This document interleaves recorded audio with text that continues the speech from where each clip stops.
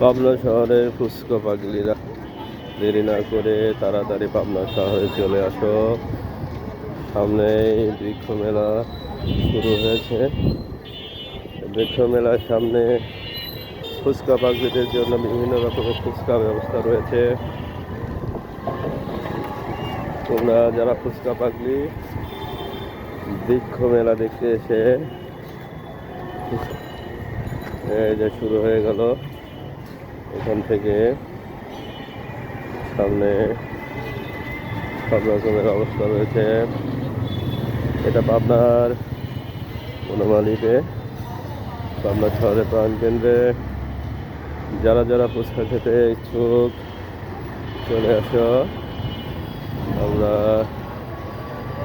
চলে আসলাম পাবনা শহরের প্রাণকেন্দ্রে অবস্থিত বৃক্ষ মেলায়।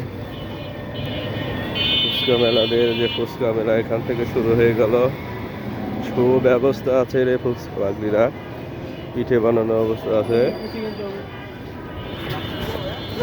এখানে।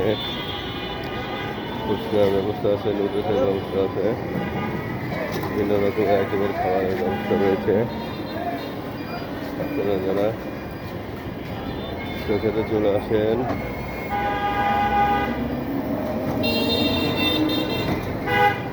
এটা একেবারে পাবনা শহরের মেলায়